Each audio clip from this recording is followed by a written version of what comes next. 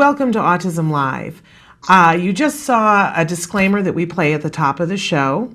And I want to reiterate, for everyone's protection, because we want to proceed and be cautious and respectful to everyone, I want to remind everyone that there is no one in this show, myself or otherwise, that consider themselves anti-vaccine. And to represent us in any way, shape, or form as being such would be a blatant misrepresentation.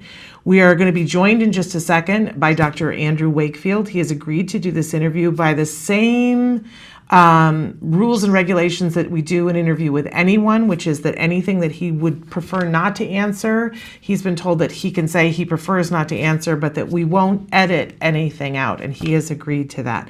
Having said that, I want to welcome Dr. Andrew Wakefield, who's joining us via his hotel room. Thank you for being with us today. A great pleasure. Thank you. And I had an opportunity on Friday to come and see a screening of the film Pathological Optimist, which is a documentary about you and about a slice of time in your life, a period of time, correct me if I'm wrong, over the last 5 years? It really spans, I suppose, the last 25 years of my involvement in autism. But the film was filmed, it was captured from 2010 onwards, really. Yeah. Okay.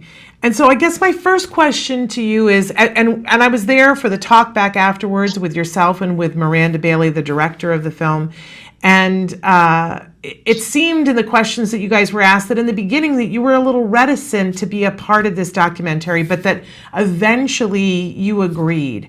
What was your motivation in agreeing to do this film at a time that was clearly very difficult for both you and your family?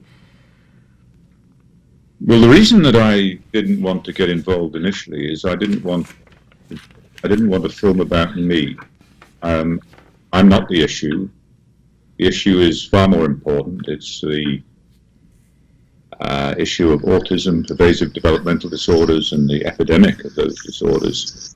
It's about the children and the families suffering with these problems. It's not about me. And so I declined to be part of a documentary about me. That changed. Miranda was very persistent. She was very keen to make this film. Her sincerity was quite evident. She wanted to take an objective standpoint on this issue. And I was accused of fraud by Brian Deere in the British Medical Journal, completely falsely. And so we filed a defamation proceeding against the editor of the BMJ itself, and Brian Deere in the state of Texas. And we had an extremely strong case. And it was an opportunity for the public to see, if a documentary were to be made about this, or at least to include the legal case, then it would be a perfect opportunity for the public to see the truth, exactly what happened, for the documentary evidence to be adduced that allowed people to make up their own minds. And so with that in mind, I was much more willing to take part in a documentary which was about the legal case, or principally about the legal case, rather than being about me personally. Now, what happened with that is we were denied jurisdiction in the state of Texas against all legal precedent. And so Miranda, having invested a lot of time and money in this film, had to reconstruct it in the absence of an obvious third act to become what it is now.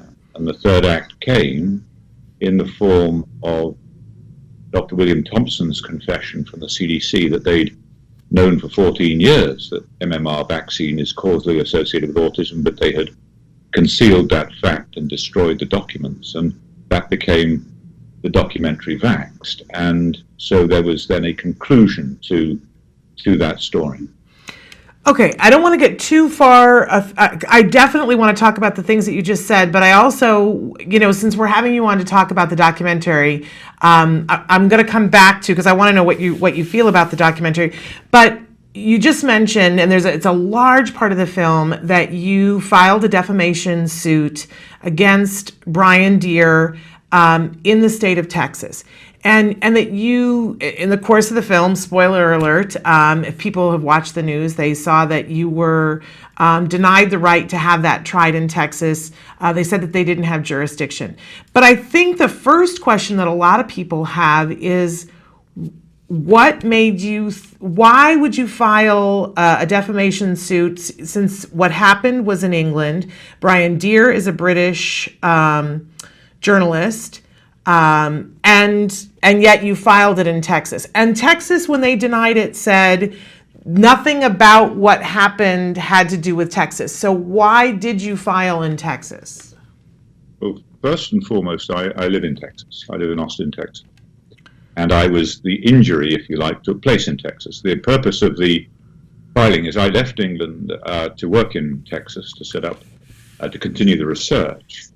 And that was unacceptable to the system. They had to do everything they could to stop the research from continuing, and the most effective way of doing that was to make an allegation of scientific fraud, which is really very damning to a person's career and really puts an end. You can destroy a scientist's career in 30 seconds by making such a claim. It will take a lifetime, if ever, to restore or to get the truth out, and they know that, particularly when you have the power of the British Medical Journal. So that was the first reason. I lived in Texas, and the injury was incurred in the state of Texas, the injury to my career and my ongoing livelihood. The second is that Texas has a long-arm statute that allowed it to sue the British Medical Journal because the British Medical Journal profits from selling its journal to Texas Medical School. Perversely, the defendants, Brian Deer and the British Medical Journal, said that Texas had no jurisdiction, while at the same time filing a countersuit against me, what is called an anti-SLAPP motion, a countersuit against me in the state of Texas, therefore invoking Texas law, while saying at the same time Texas law had no jurisdiction over them. So it was very perverse, and that alone should have given us jurisdiction without question. And traditionally, there's a period of time in which they debate whether or not jurisdiction can be allowed. And in the film, we got to see that it took over a year. Is that correct, for them to make the decision? Absolutely. Most appeal court decisions are reached in a very short space of time, 6 months at the most, and this went far, far longer. So clearly there was some debate. But one of the problems is if you create legal precedent, if you actually deny us jurisdiction, you have a knock-on effect on every other case that is similar in the future, because this case is cited. So it was a big gamble to go against all legal precedent and deny us access. And I suspect someone at a very, very high level did not want this case to proceed, and certainly didn't want the truth to emerge about Brian Deer and the British Medical Journal and the allegations of fraud in a formal setting like the Travis County Court. And did it ever, I didn't see anything in the film, did it ever occur to you or your family that maybe the defamation suit should be filed in England? It could have been. The value of doing it in Texas is that we had a lawyer who was very keen to help and took it on that basis. To file a defamation suit costs in the order of, and to pursue it costs in the order of $3 million. That's a great deal of money. And if we had gone sort of de novo to a legal firm in England and asked them to represent us, then we would have had to put up a great deal of money, which we simply didn't have by virtue of the damage done to my career over the years. And so I want to go back to the film, and we can go back and forth because it's very integral. And I can't help but think, even the poster, when you look at the poster, and Samantha, if you wouldn't mind putting up the window card for the film, here's your face, and it says liar, monster, healer, savior, but it does sort of encapsulate that there seem to be two camps where you're concerned. People who respect you and revere you and see you as something elevated. One only has to see you around your fans and they adore you. And then there's the other side of the table of people don't just dislike you. There's some people who really have an axe to grind with you. What is it like? Do you ever find any middle ground? And what is it like to see your face with those words surrounding you? Firstly, I had no involvement whatsoever in the editing of the film, or indeed the promotional materials, none whatsoever. So I was as surprised as anyone to see the poster. I'm afraid the issue is extremely vexed. It's like no other current issue. It is almost forbidden to discuss vaccine safety. It leads to extraordinarily polarized positions, very passionately held, for and against. My issue is pro-vaccine safety. It is about making vaccine policy as safe as it possibly can be. But this is an issue that really goes to the heart of our trust in government and trust in public health and the pharmaceutical industry. And I've lived with it for 25 years, and I had no concerns initially. My first two children were vaccinated.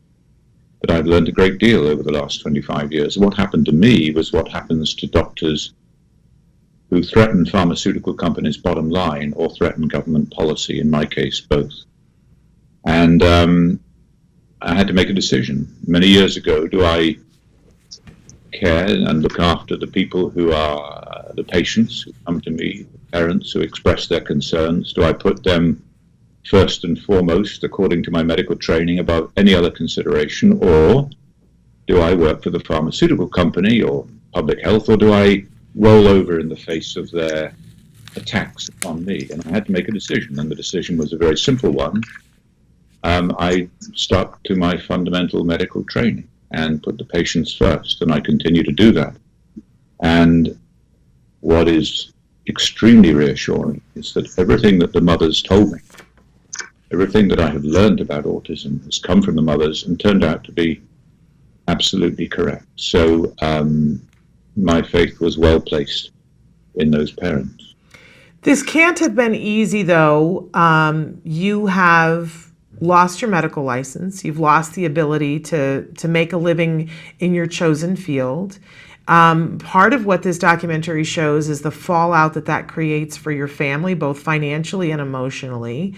I certainly appreciated in the film that while, we start out with all these words that, one camp or the other associates with you, that I really felt like Miranda Bailey and the film sought to show you as a man, and I, the press says that she tries not to take a stand and let the audience decide for themselves. But I think that there are parts in the film that you come off favorably, and I think that there are parts in the film that maybe you don't come off so favorably. And I'm wondering, when you look at the film, what do you think? Well, firstly, it's absolutely impossible for me to be objective about the film, concerning me. So what I think is not terribly important. What does cheer me up enormously is the way in which my family came across. And they've been very, very strong, very resolute, and have been stood by me through all of this. And I think that came across very well. They've withstood the pressures, and I think they have come out of it realizing the importance of doing the right thing in this context. So other than that, I think that it was an opportunity for people to see answers to questions that were raised by Vax, for example, but not answered by that film, or about what actually took place, the exoneration of Professor John Walker-Smith, for example, the complete annihilation of the General Medical Council's case against us, to the extent where the judge said this must never happen again. Of course, that didn't make it into the mainstream media because it's not the story the media want to tell, nor the story that their pharmaceutical industry sponsors want them to tell. So the public have been denied access to the truth, and this film gives them access to at least part of that truth. Well, and I will tell you, we covered it here on Autism Live. I want to make sure that you know that. We did cover that, as we've covered many other things. And I will say, that your family came across very beautifully in the film, especially your wife. I don't think that anybody could watch that film and not be compelled by your wife and some of the things that she says. And I have never met your wife, but she seems like the kind of person that you want to take into a knife fight, right? She's had your back through all of this, and that's extremely admirable. But in the couple of days since the film, as I've talked to people who weren't there at the film, and I just kind of threw things out and asked a wide variety of people, when you think of Andrew Wakefield, what do you think? And it was very interesting to me and shocking on some level, some of the misconceptions that are out there about you and about what happened even. So I'd like to throw a couple of things out there and get your opinion on them. How do you feel about that? Absolutely. Okay. Ask it. Good luck. Okay, so a couple of different things that jump out. You brought up John Walker Smith and that his license was reinstated, and we really got the impression in the film that that this was something that you took heart in. But a lot of the critics of the film are saying that it isn't represented fairly because John Walker Smith wasn't accused of the same things that you were, and that the counts that his license was removed were not the same of yours. True or not? Not true at all. There were 90% plus of the allegations against me were the same as the allegations against What's the 10% that's different? The 10% included the fact that the allegation was that the case was constructed for a legal case against the Lancet paper was really a way of recruiting children for a legal case against the vaccine manufacturers. Now, Brian Deere, when he wrote that, knew that was untrue because I started seeing these children at least 6 months before I ever knew there was a legal case pending. So that is frankly untrue. But there was an argument that I should have disclosed my conflict of interest as a medical expert in the Lancet paper on that basis. Now, it then emerged that I had disclosed my conflict of interest to the dean of the medical school, my line manager, my boss, the head of the department, to my colleagues on the paper, and it had been made absolutely clear by the lawyer to the editor of the Lancet 1 year in advance of the paper's publication that I was working as an expert on that case, which he denied in the General Medical Council hearing, was in fact had to file a resubmission to correct the untruths that he had communicated during those proceedings. So, but do you have a copy of the conversation? Was it a written transmission between the two of you in which you disclosed this conflict of interest? It is. I have a written transmission, letters to my colleagues, letters to the dean of the medical school, and the correspondence with the Lancet. So it is all available for anyone to scrutinize should they care. Okay.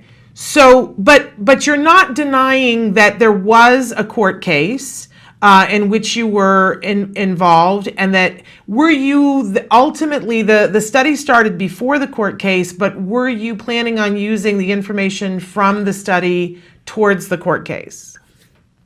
Initially, no. The initial question that was asked of me is what the lawyers came to me in January of 1996 and said, what approaches would you take scientifically to determining whether there's a causal relationship between the MMR vaccine and autism? And I said, well, one thing that we intend to do, pending a grant funding, is to determine whether the measles virus is persisting in the inflamed intestine of children. Now, that formed no part of the original Lancet paper. That was a completely different hypothesis. But that was something that would have gone a long way had we found evidence of the measles vaccine strain virus in the inflamed intestine. That would have gone a long way to advancing the argument for causation.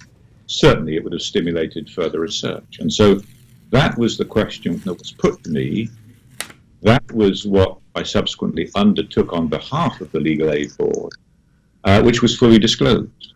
But it was Brian Deer's contention and the GMC's position that these children were recruited for illegal action, which was clearly untrue because they knew that none of the children, when they were referred to the Royal Free, were part of any legal action whatsoever. They were just coming to us because the children were sick. But ultimately, the cost of the study, was that funded by the legal organization? Legal Aid Board? No, it wasn't. The Lancet paper was, this was funded entirely out of the National Health Service. Okay. These children were just patients who came for routine clinical care, whose cases were described in this case series. The study for the Legal Aid Board was completely different. Okay, because it is widely confused that the two are the same. And I think that's an important note to make. Okay. Now, one of the things that people said over the last couple of days when I asked them about you, they said, that the data of the study was fixed. And those are Brian Deer's words. And much has been made about this. So I'd love for you to talk to us about the data being fixed. Firstly, the data were fixed. I've never been involved in scientific fraud in my life. Please bear in mind there were 13 authors on this study, some of them the leading practitioners in their particular fields in the world. They were responsible for collecting the data, for analyzing the data. And they realized, we all realized, that this was going to be extremely controversial. These authors, these doctors and scientists have published 5,000 papers between them. How could it possibly be that they were suddenly going to take their eye off the ball and let me fix the data for publication in something that was going to receive such public attention? I mean, it's inconceivable. And for anyone who knows how a scientific paper is written, they will know that this could not possibly have happened. Each and every one of them had to sign off on that paper before it was submitted to the Lancet for consideration. They checked their own results and they knew that they were true. And every single aspect of the allegations that Brian Deer made against me in fixing the data were addressed as part of the legal case that should have taken place in Texas. And he was desperate for that case not to go forward. And part of the reason why I think there is this, the way that Brian Deer tried you in the public court by writing articles that alleged that the data was fixed, and he supposedly interviewed parents of children that were part of that Lancet 12. Here's what I don't understand, and I would love it if you could explain to me. Those children were supposed to be protected so that their information, that they could not be linked back to their information. So how is it that Brian Deer can even allege that he knew who they were to go interview them? Well, sadly, someone from the hospital provided to Brian Deer, completely unethically, completely illegally, the names and identities of the children in the Lancet study. That was the level of determination, the risks they were prepared to take to have this work discredited, that they went to the level of disclosing the names and details of these very badly damaged patients in Royal Free. It was an absolutely disgraceful episode. Well, that seems very unethical to me. Did that person lose their medical license? No one ever found out who it was, and indeed that issue was not pursued. No one wanted to pursue it. No one wanted to find out who did it, because the sole objective was to discredit the Vaccine Autism Association. But then Deer does go and talks to these parents, and he's trying to take the study and link up which child is according to what you've said about them in the article, and says that there are discrepancies. What do you have to say to that? Was he successful at linking up which child was which child? And let me give you one example of this. There was one American child in the study. Father brought him over from America. And Brian Deer identified him. And Brian Deere went to interview him. And what he said to the father was that Wakefield claims that your child's symptoms of autism, his autistic symptoms, started within a short period of time after MMR vaccine, within, I think, several weeks. We never made that claim at all. We were interested in the onset of the first behavioral symptom, not the first symptom of autism. We weren't in a position to make that call. We wanted to know when the first behavioral symptom occurred. And we were absolutely specific in the paper that we were after identifying the onset of the first behavioral symptom. So Brian Deere lied to the father when the father then said, no, my child's first autistic symptom, which are typical, classical, you will know them very well, the symptoms of autism, started was sometime later. That is not what we asked. And yet that is the question he put, or the statement he made to the father. The father said, that is not true, and Brian Deere called me a liar when he had just lied to the father about what was actually said. That is the nature of Brian Deere. That is how he operates. That is how he works. I'm at a loss for words for a second, but I want to also then move on to talk about the birthday party. And this is something that's featured in the film. And perhaps if you could explain to people what the issue was and what you were found guilty of. Okay, we needed normal blood samples from neurotypical children to compare with the children with autism for various tests. And I asked my children if they would be prepared to provide a blood sample, and they said they would happily do that. And my wife said, well, look, we have a birthday party coming up. We have a lot of medical professional friends coming along with their children. Maybe they want to help as well. And so it was done. The birthday party took place, and the blood samples were taken from children whose parents and children had agreed with fully informed consent. There was nothing unethical about what was done. The argument was that it should have been approved by the ethical committee of the Royal Free Hospital, what in this country is called the Institutional Review Board. And there was no such approval sought. At the time, it was my understanding, at the time of the GMC hearing, it was my understanding that such an approval should have been sought, and therefore I apologized for that. Again, there was absolutely nothing unethical, because the key to ethical medicine is fully informed parental and child consent. However, it subsequently emerges that because these children, the normal children, the developmentally normal children, were not National Health Service patients, they did not fall under the jurisdiction of needing an IRB approval from the Royal Free Hospital. In fact, so what was done was perfectly legitimate. And did you reasonably know, though, that it would have been an expectation to get it approved at the time that you had the birthday party, or was it just something you didn't know? No, I got ethical approval for every single piece of research I did that involved patients. So if it had crossed my mind, I would have done it. It's no hardship to do that at all. It would have been a straightforward thing to do, but I simply did not believe at the time that these children fell under the jurisdiction of the Royal Free Hospital, and as it turns out, that was the correct position. And in the film, one of the things that gets discussed, both your wife and your son talk about their memories of the event, that the blood was taken in a very professional way in a private room with people who knew how to do that it was conducted very ethically. However, you were at an event and speaking, and you represented it in a much different light, that your wife then said you must have been going for the laugh, because you talked about that one child passed out, one threw up, that it was mayhem, and that the children had each gotten a 5-pound note, but that you were convinced that they were going to come back and ask for 10 pounds later on, and everybody in the event laughed. Do you regret having made light of that and kind of misrepresenting it?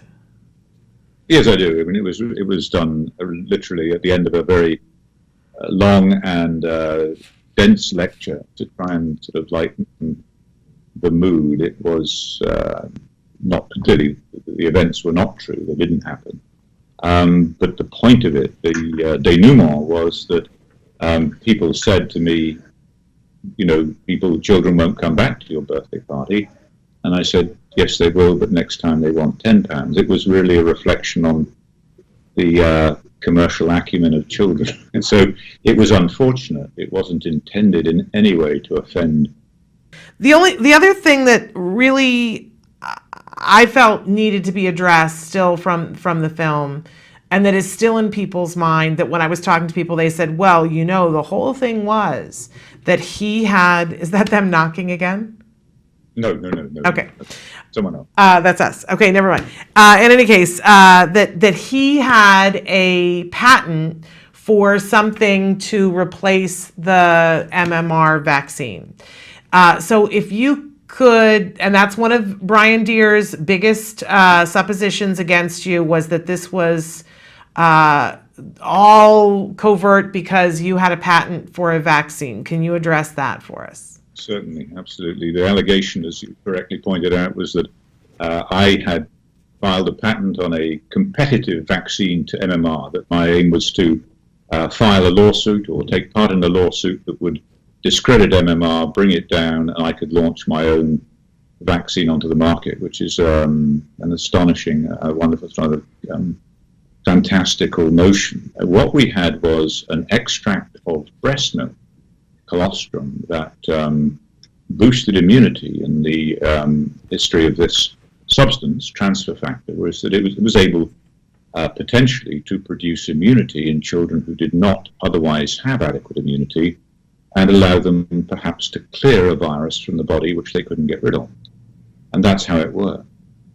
There was an opportunity to use it to prevent severe measles in children who could not receive live viral vaccines, MMR vaccine. It was intended for children who, for example, were recovering from cancer, who had been on chemotherapy, who were on corticosteroids, who had genetic immunodeficiencies, a small group of children who could not themselves receive live viral vaccines, but therefore might benefit from this immune booster, which would help them deal with the infection. This was based upon some very interesting studies published in the New England Journal of Medicine, amongst others.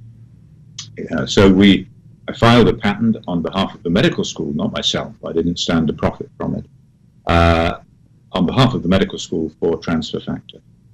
And I explained in great detail to Brian Deere when he wrote to me that this was not a competitor to MMR. It could never be a competitor to MMR. It does not induce antibodies.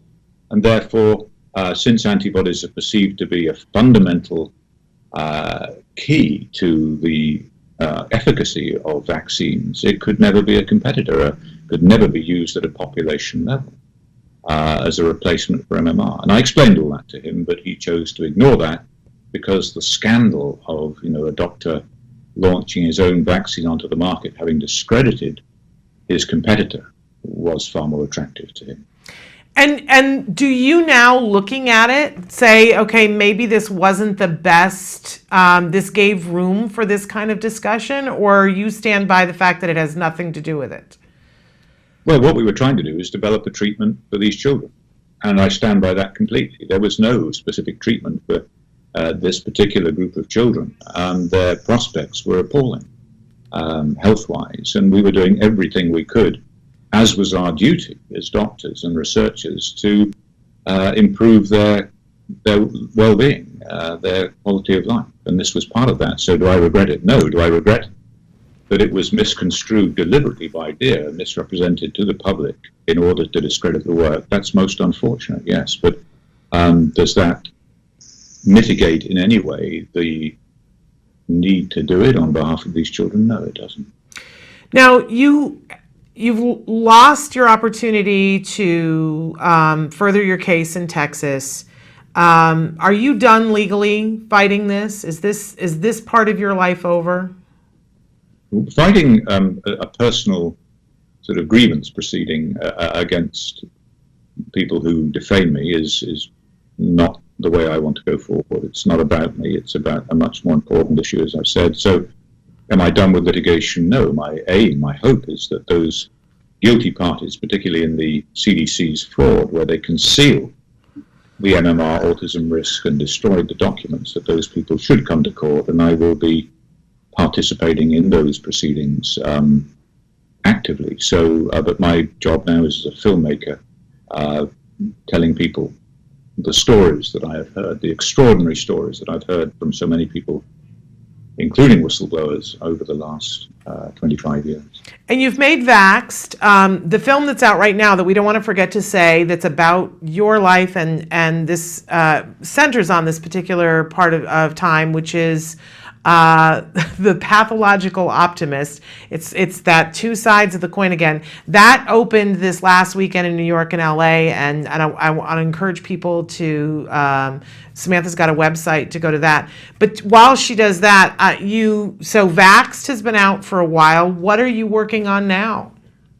I'm working on two films. One is a feature film, one is another documentary. I can't say too much about it, but okay. It is pursuing the original case to get the offending parties deposed and into court to get the truth. Okay. Well, I know you got to go. We kept you a couple of minutes past, and you're losing your hotel room even as we speak. But I really want to thank you for taking the time to be with us. I want to encourage people to see the Pathological Optimist. Is there anything that you want to say in parting? No, I'm very grateful for you having me on the program, and very happy to keep you updated in the future. Absolutely. Let us know what you're doing. You are a very polarizing figure in the world of autism, and I'm sure that we're going to get a lot of email on both sides. But this is a part of all of our story, and I think it's important for all of us to continue to talk about things and move forward. Absolutely. Thank you very much. Thank you so much. Bye-bye. And so that was Andrew Wakefield. And we want to thank him very much for taking the time to be with us. And there is the film, Pathological Optimist, and we hope that you'll go and see it. It's very interesting.